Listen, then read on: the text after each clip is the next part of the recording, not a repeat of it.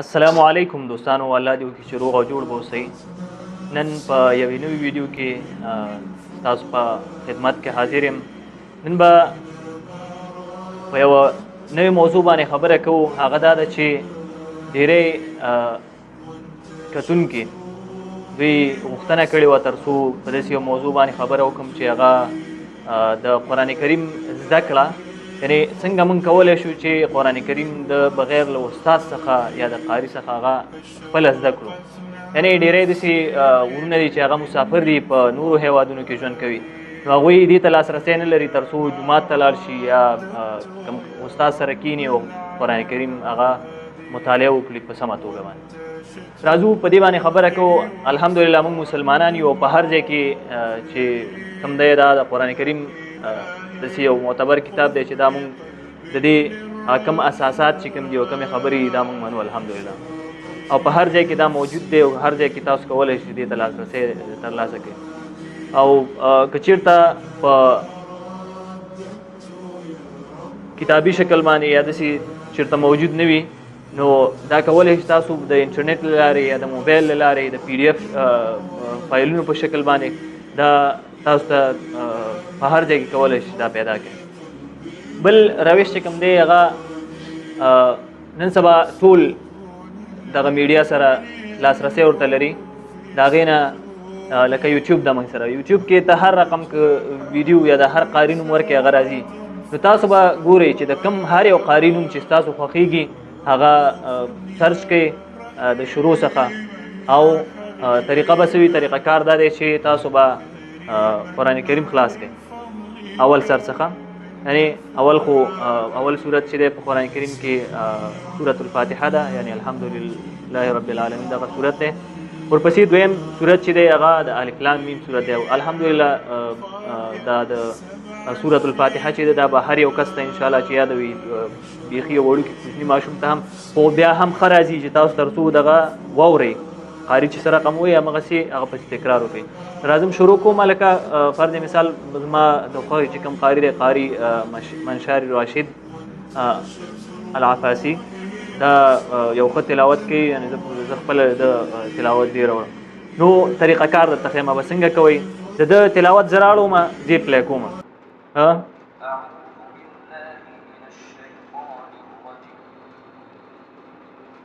دلته قاری یو هغه ویلی، یو آیات ویلی، فرض ویلی اعوذ بالله من الشیطان الرجیم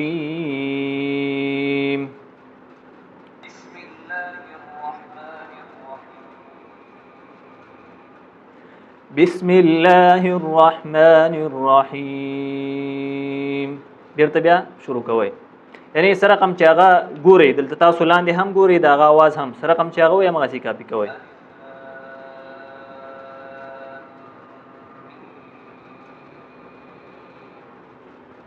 الف لام میم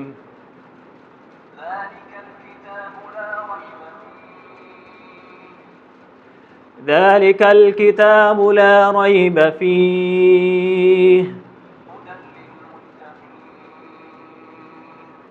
هدى للمتقين.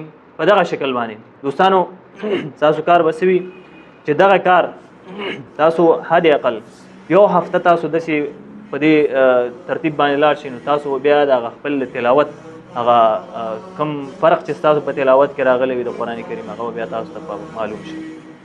نو دوستانو دا د الله تعالی د رضا کار دی، او د قرآن کریم تلاوت چې کوم دی دا بیا الحمدلله مسلمانان یو په دې باندې پوهېږو، او ډېرو ځایونو کې تاسو دا مسله به هم اورېدلې وي چې د قرآن کریم دا هر حرف مثلا الف لام میم ته ویلی، دې مطلب دا نه چې تا ته یو نیکي، بلکې د دې په هر یو حرف چې کوم دی، لکه الف لام میم کې الف ځان ته بیل یو حرف دی، لام ځان ته بیل یو حرف دی، او میم ځان ته بیل یو حرف دی.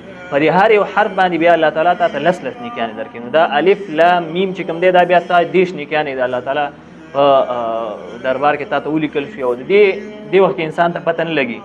کله چې دا سترګې پټې شي او هغه اصلي کم زمونږ چې هغه اصلي زندگی ده په هغه کې بیا انسان ته دې دغه پته لګېږي. نو الله تعالی دې مونږ ټولو ته د دې د عمل کولو توفیق راکړي تر څو په دې باندې مونږ عمل وکړو او دغه د قرآن کریم تلاوت حد اقل چې نور نه وي چې هغه یو مخ خو د قرآن کریم دغه یو مخ خو حد اقل په ورځ کې سړی هغه کې که نه وي وایي. نو دوستانو دغه ویډیو مې د دې دپاره وکړه تر څو دغه ورونه خاص کر هغه ورونه چې هغه په خارج کې ژوند کوي هغه دې ته لاسرسی نه لري تر څو قاریانو سره یا استادانو سره چېرته کښېني او قرآن کریم خپل ښه کې زده یې کړي په سمه توګه باندې. نو دا به دوی دپاره یو ښه لارښود وي. نو دوستانو دغه ویډیو د نورو ملګرو سره هم شریک کړئ تر څو هغه ورونه چې د قاریانو ته یا استادانو ته یا مدرسو ته داسې لاسرسی نه لري چې هغوی هم قرآن کریمونه خپل په ښه توګه باندې سم کړي. نو دا به زموږ ټول لپاره د اجر او د ثواب یوه ذریعه وي. بیا هم که هر څه پوښتنه وي په دې مورد کې یا دغه ویډیو کې مانه کمې خبرې پاتې شوي وي کولی شئ په کامنټ کې وکړئ. انشاءالله بیا دپاره به تاسو سره شریکوم. تر بیا ښې چارې د الله په امان. هر ځای چې اوسئ ښاد او آباد اوسئ.